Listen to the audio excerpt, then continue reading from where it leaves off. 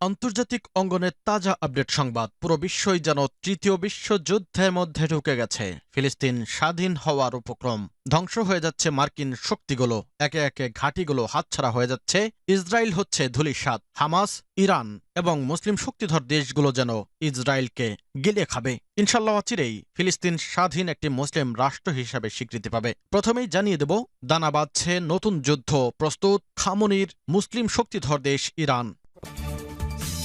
এরপর জানাবো, নেতানিয়াহুকে গাজা যুদ্ধ আবারও শুরু করার উস্কানি ইসরায়েলি ৩ মন্ত্রীর। এরপর জানাবো, মুসলিম শক্তিধর দেশ পারমাণবিক শক্তির অন্যতম পাকিস্তানের সাথে এবার ভারতের যুদ্ধের হুঁশিয়ারি। পারমাণবিক পরিবেশে যুদ্ধের সুযোগ নেই।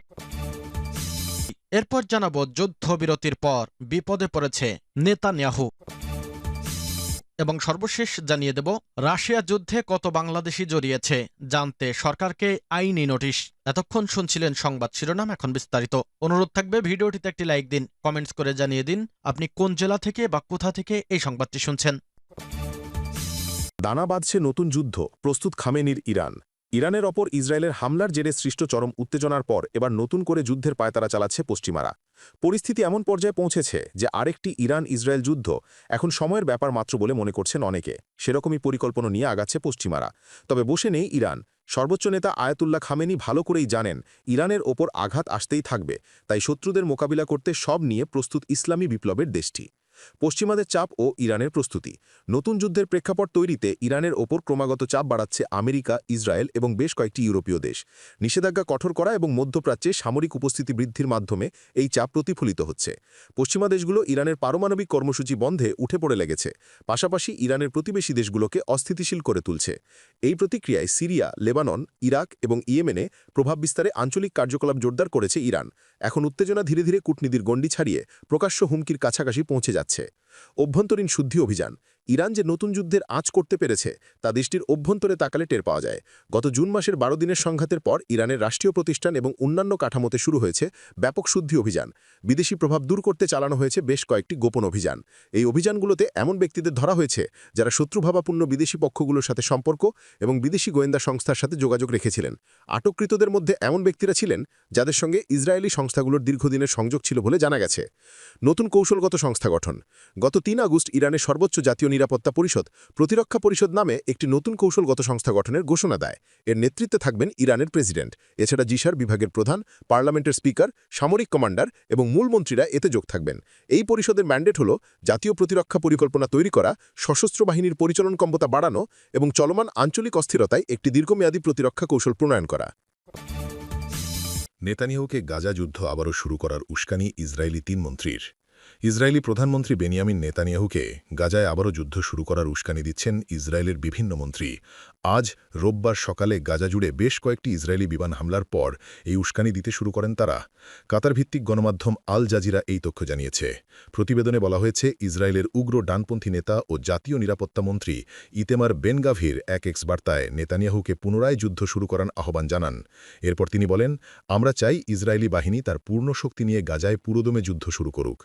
ইসরায়েলি অর্থমন্ত্রী বেজালেল স্মোট্রিচ গাজায় ইসরায়েলি হামলার পর এক্স বার্তায় লেখেন, যুদ্ধ।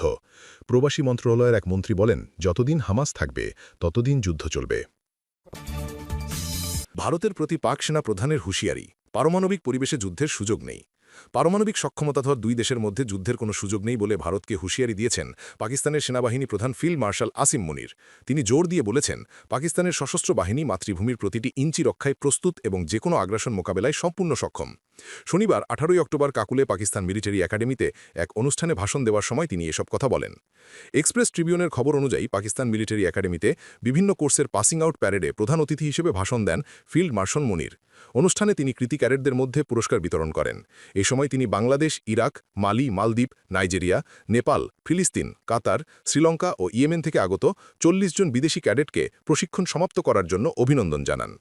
দেশের সুরক্ষার প্রতিশ্রুতি দিয়ে তিনি বলেন, আমি জাতিকে আশ্বস্ত দিচ্ছি, ইনশাল্লাহ আমরা এই পবিত্র ভূমির ১ ইঞ্চিও শত্রুর হাতে তুলে দেব না। সাম্প্রতিক আঞ্চলিক উত্তেজনা প্রসঙ্গে তিনি মন্তব্য করেন, পারমাণবিক পরিবেশে যুদ্ধের কোনো সুযোগ নেই। এরপরও ভারত যদি আগ্রাসনের পথ বেছে নেয় তাহলে তা পুরো অঞ্চলের স্থিতিশীলতাকে ঝুঁকির মধ্যে ফেলবে। তিনি অভিযোগ করেন শত্রুপক্ষ ভারত সমর্থিত চরমপন্থী এবং নিষিদ্ধ তেহরিক-ই-তালিবান পাকিস্তান যোদ্ধাদের ভাড়াটে সন্ত্রাসী হিসেবে ব্যবহার করছে, যা তাদের কাপুরুষোচিত ভণ্ড ও জঘন্য মুখকে বিশ্বের সামনে উন্মোচিত করেছে। তিনি বলেন, এই দুটি গোষ্ঠী শান্তির হুমকি এবং তাদের কঠোরভাবে মোকাবিলা করা হচ্ছে। পাকিস্তানের সাম্প্রতিক মানসিক অভিযানের সফলতার কথা উল্লেখ করে তিনি জানান, এসব অভিযান শত্রুকে পরাজিত করে জাতীয় আত্মবিশ্বাস বাড়িয়েছে। তিনি দাবি করেন সশস্ত্র বাহিনী শত্রুপক্ষের বহু ঘাঁটি ধ্বংস করেছে, যার মধ্যে S-400 সিস্টেমও রয়েছে। ফিল্ড মার্শাল মুনির 2025 সালের মে মাসে ভারতের সঙ্গে সংঘর্ষে পাকিস্তানের বিজয়কে একটি নির্ণায়ক মুহূর্ত হিসেবে উল্লেখ করে বলেন, এটি আন্তর্জাতিক সম্প্রদায়ের সম্মান অর্জন করেছে।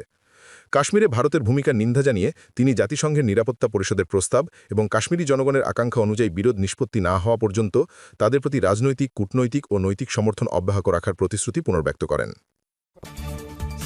যুদ্ধবিরতির পর বিপদে পড়েছেন নেতানিয়াহু। গাজায় ইসরায়েলের হামলায় গত 2 বছরে বহু প্রাণহানি ও ভয়াবহ মানবিক বিপর্যয় ঘটেছে। শেষে যুদ্ধবিরতিতে রাজি হয়েছে ইসরায়েল ও হামাস। তবে এ যুদ্ধবিরতিতে বিপদ বাড়ছে ইসরায়েলি প্রধানমন্ত্রী নেতানিয়াহুর। সমালোচকরা বলছেন, এ যুদ্ধকে নেতানিয়াহু নিজ রাজনৈতিক অবস্থান, এমনকি তার স্বাধীনতার বিভিন্ন মামলা থেকে মুক্তি, চ্যালেঞ্জগুলো থেকে মনোযোগ সরানোর হাতিয়ার হিসেবে ব্যবহার করেছেন। এখন যুদ্ধবিরতি কার্যকর হলেও এসব সমস্যার একটিও মুছে যায়নি। নেতানিয়াহু কি আরও একা হয়ে পড়বেন? বর্তমানে ইসরায়েল আন্তর্জাতিক রাজনীতিতে যতটা নিঃসঙ্গ, অতীতে কখনো এতটা ছিল না। গত 2 বছরে গাজায় ইসরায়েলি হামলায় 67,000-এর বেশি ফিলিস্তিনি নিহত হয়েছেন। খাদ্য অবরোধে সৃষ্ট দুর্ভিক্ষের ভয়াবহ দৃশ্য বিশ্বজুড়ে ক্ষোভের জন্ম দিয়েছে।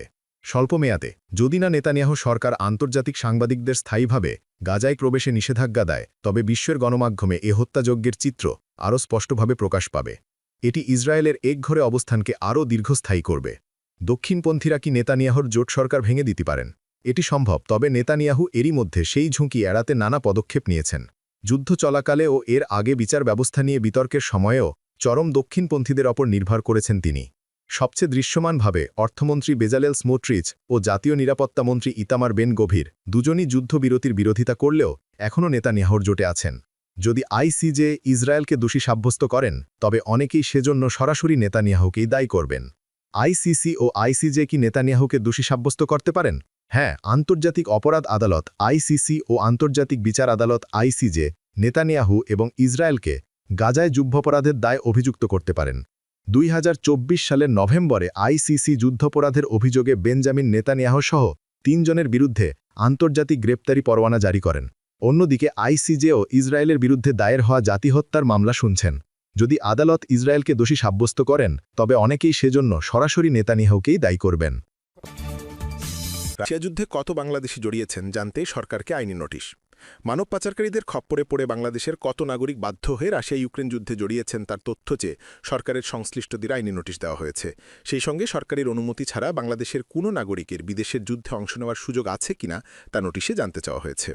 রোববার 19 অক্টোবর সুপ্রিম কোর্টের আইনজীবী জুরেল আজাদ এ নোটিশ ডাকযোগে পাঠান।